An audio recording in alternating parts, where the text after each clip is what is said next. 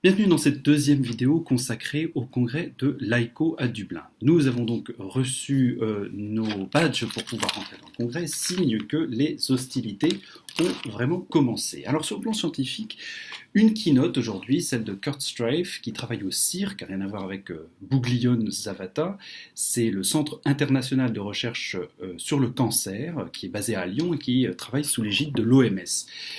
Deux points qui m'ont marqué dans cette keynote. Premièrement, c'est le rôle qu'ont joué les études dans le domaine de la santé au travail dans la détermination du niveau de cancérogénicité des substances classées.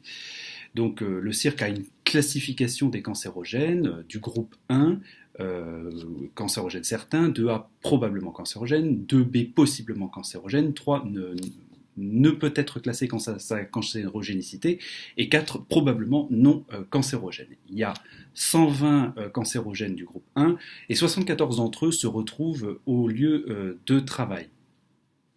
Et dans 40 à 50% des situations, en fait, les études du domaine de la santé au travail ont joué un rôle fondamental dans la classification de ces cancérogènes. Le deuxième point de cette keynote qui m'a marqué, c'est la question des conflits d'intérêts, qui est une question extrêmement importante et peut-être pas assez abordée dans ce domaine. Eh bien, Kurt Strafe nous a dit que des groupes industriels avaient en fait menacé des journaux scientifiques, des revues scientifiques, ils les avaient menacés sur leur publication. Et il nous avait même montré un exemple dans lequel, en fait, certains experts signent des accords pour taire, en fait, leur lien avec telle ou telle industrie. Et donc ça pose la question de l'efficacité du système de déclaration d'intérêt dans lequel c'est uniquement déclaratif. Et si d'un côté on a signé un engagement à ne pas révéler qu'on travaille pour tel ou tel, eh bien ça perd évidemment tout son sens. Donc c'était une keynote extrêmement intéressante. Et donc, je pense que vous pourrez tout à fait vous référer aux travaux du CIRC si vous vous intéressez aux cancérogènes professionnels. C'est en tout cas là-dessus que l'on se base quand même assez souvent lorsque l'on travaille sur le sujet. Sinon, dans le reste de la journée, on a eu d'autres événements, alors notamment l'Assemblée générale de l'AICO. Donc, il y a eu différentes prises de parole. Le rapport du président de l'AICO, Yuka Takala, qui a parlé un petit peu notamment des aspects éthiques et du code éthique de l'AICO et le fait que les niveaux de preuve dans le domaine de la santé au travail pourraient être améliorés. Ensuite, la vice-présidente de l'AICO sur les comités scientifiques, Marilyn Fingerhut, a parlé donc de l'actualité scientifique des différents comités dont je vous ai parlé hier.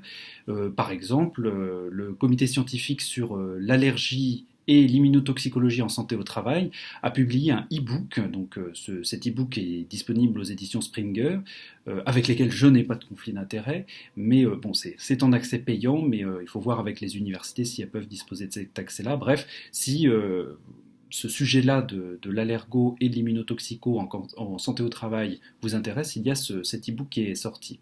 Elle nous a également parlé des actions que mène l'AICO, notamment auprès des Nations Unies, sur un sujet qui est très important, qui est la tuberculose en milieu de travail et les liens avec l'exposition à la silice. L'exposition à la silice favorisant le risque du développement d'une tuberculose.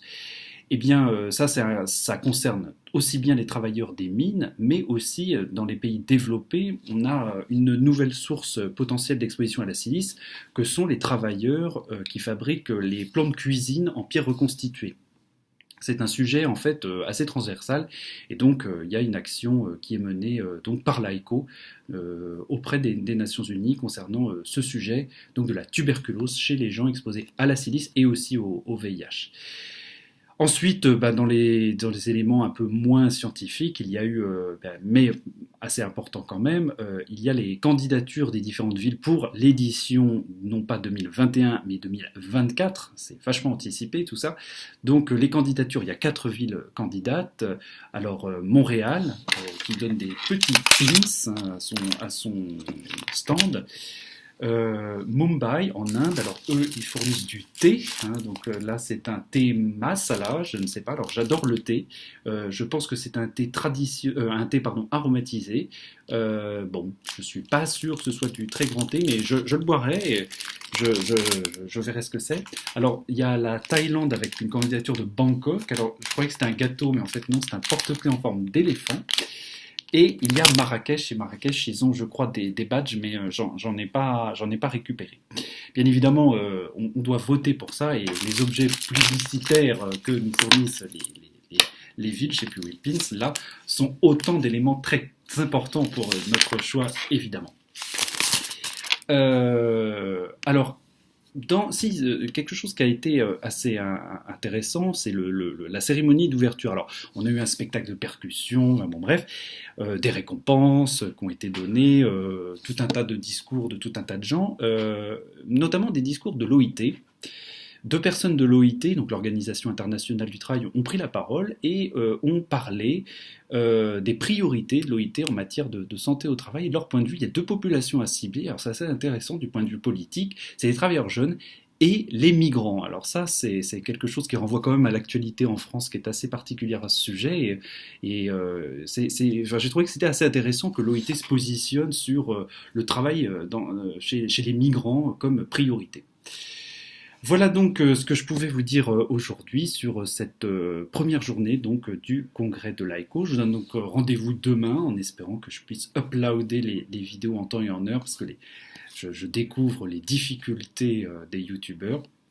Donc je crois que la connexion Wi-Fi est un peu meilleure au centre de congrès qu'ici à l'hôtel, donc il peut y avoir un petit peu de retard dans la mise en ligne. Alors je vais commencer à dire ce que disent tous les youtubeurs. Si cette vidéo vous a plu, vous mettez un petit pouce bleu, vous vous abonnez, puis ça vous plaît pas, vous mettez le pouce vers le bas, comme ça m'encouragera soit à faire mieux, soit à plier bagage, mais bon, j'ai encore un petit peu de motivation pour continuer, en tout cas jusqu'à la fin de la semaine. Voilà pour aujourd'hui. Bonne soirée à vous et à demain.